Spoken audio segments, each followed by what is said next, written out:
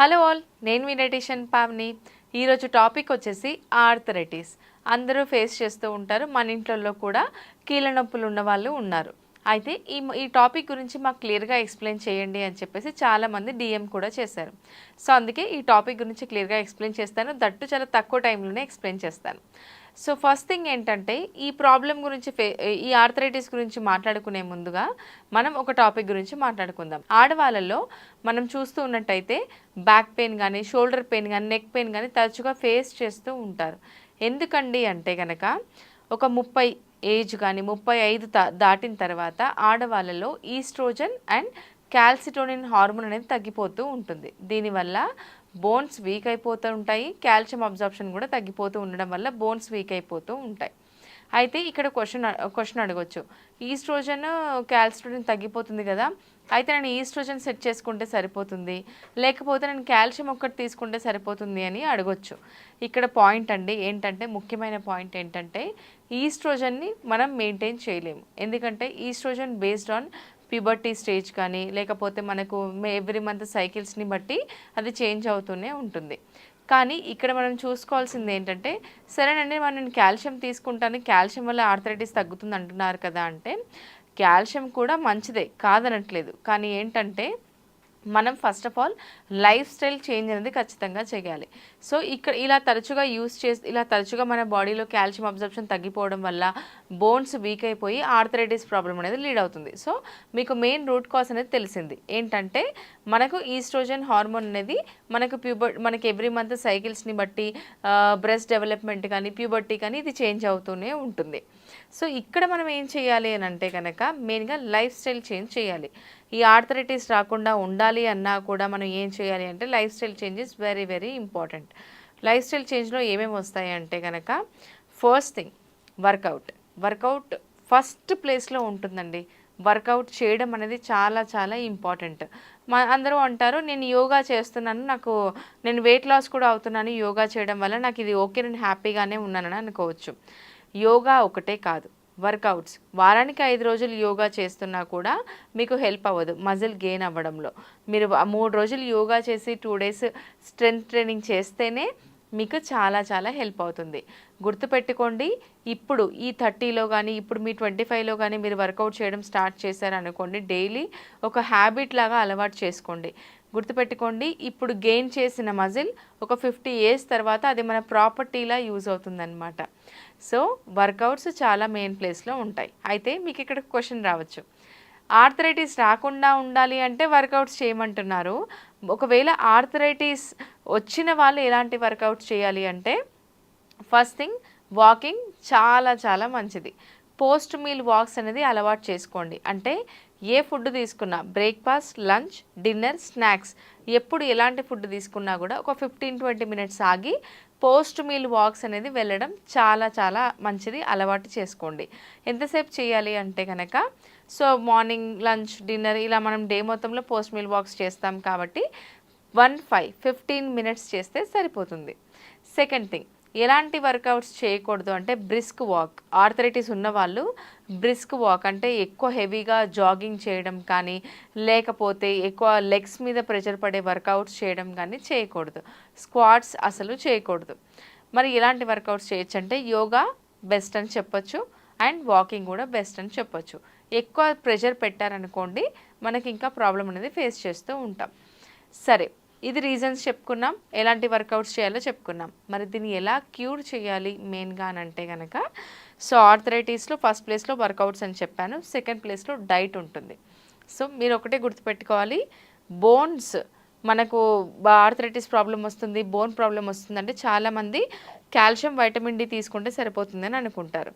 కానీ బోన్ చుట్టూ ఉన్న మజిల్ని కూడా మనం స్ట్రాంగ్ చేసుకోవాలి కదా, అందుకోసం మనం ప్రోటీన్ రిచ్ ఫుడ్స్ని ఇంక్లూడ్ చేయాలన్నమాట. మరి ఎందులో ప్రోటీన్ రిచ్ ఫుడ్స్, ఎలాంటి ప్రోటీన్ రిచ్ ఫుడ్స్ ఇంక్లూడ్ చేయాలి? నాన్ వెజ్ తింటేనేమో మేము వెయిట్ గెయిన్ అవుతున్నాము, డాక్టర్స్ ఏమో నాన్ వెజ్ మానేయమని చెప్తూ ఉంటారు. మీరు ఎలాంటి ఫుడ్ తీసుకోవాలో చెప్పండి అని అంటే కనుక, ప్రోటీన్ రిచ్ ఫుడ్స్లో ఫస్ట్ ప్లేస్లో మీకు ఒక మీల్ ప్యాటర్న్ చెప్పేస్తాను. అంటే అసలు పొద్దున్న నుంచి సాయంత్రం వరకు మనం డే అంతా ప్రోటీన్ రిచ్ డైట్ ఎలా ప్లాన్ చేసుకోవాలో ఒకసారి చెప్తాను. మార్నింగ్ లేవగానే పరగడుపున మీరు నైట్ ఒక గ్లాస్లో జీలకర్ర, ధనియాలు, సోంపు, అలాగే మెంతులు ఇవన్నీ నానబెట్టేసి మార్నింగ్ ఆ వాటర్లో ఇంకో గ్లాస్ ఆఫ్ వాటర్ యాడ్ చేసి బాయిల్ చేయండి. బాయిల్ చేసి ఒక గ్లాస్లో తీసుకున్న తర్వాత కొద్దిగా ఒక 10 to 12 drops of lemon drops add చేసేసి ఈ ఈ ఈ వాటర్ని పరగడుపున తీసుకోవడం చాలా మంచిది. దీనివల్ల ఇన్సులిన్ సెన్సిటివిటీ పెరుగుతుంది, వెయిట్ లాస్కి హెల్ప్ అవుతుంది అండ్ జీర్ణశక్తి గట్ హెల్తీగా కూడా ఉంటుంది. ఇది క్లియర్ కదా? Let's come to the breakfast. బ్రేక్ఫాస్ట్లో ఎలాంటి ఫుడ్ తీసుకోవాలి? ప్రోటీన్ రిచ్ ఉండాలంటున్నారు కాబట్టి మేథీ చీల. మేథీ చీల అంటే శనగపిండి ఉంటుంది కదా, శనగపిండిలో మెంతం కూర వేసేసి అందులోనే ఉప్పు కారం అలా మీరు వేసేసుకొని మేథీ చీల అలవాటు చేసుకోండి. నాన్ వెజిటేరియన్స్ అయితే ఎగ్స్ తీసుకోవడం best.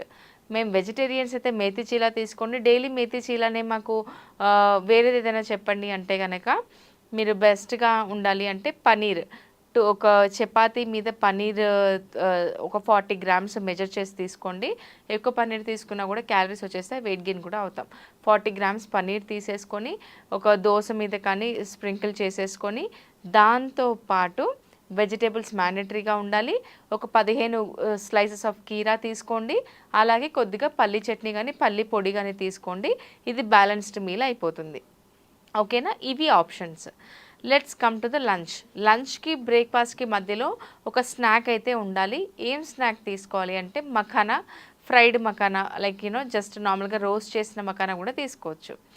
Lunch you have to start your lunch with big bowl of salad. సలాడ్లో ఏముంటుంది అని అంటే కనుక మీరు మార్నింగే చిక్ పీస్ కానీ నైటే చిక్ పీస్ కానీ నానబెట్టేసుకోండి.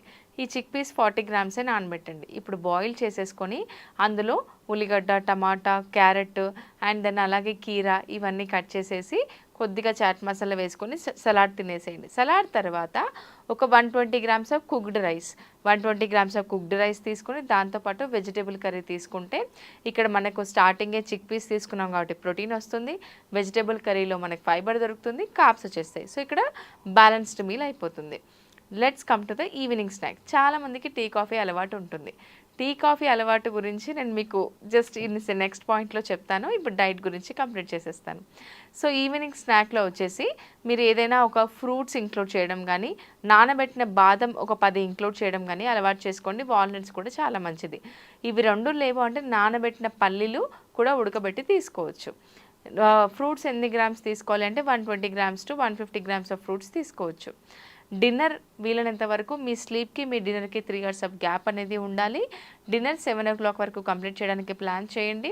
అలాగే డిన్నర్లో ఓన్లీ 1 చపాతీ, దాంతోపాటు వెజిటేబుల్ కర్రీ.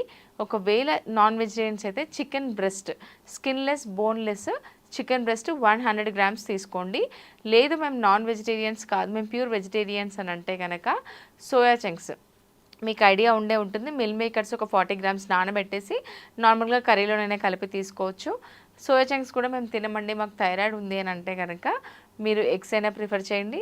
లేకపోతే మీరు నానబెట్టిన పెసర్లు కానీ శనగలు కానీ తీసుకోవచ్చు 40 గ్రామ్స్.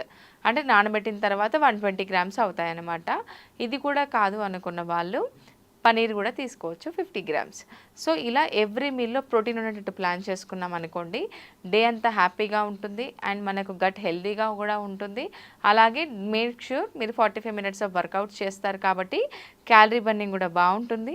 అండ్ అలాగే ఆర్థరైటిస్ నుంచి కూడా ఇలాంటి డైట్ తీసుకోవడం వల్ల ఓవర్కమ్ అవ్వచ్చు.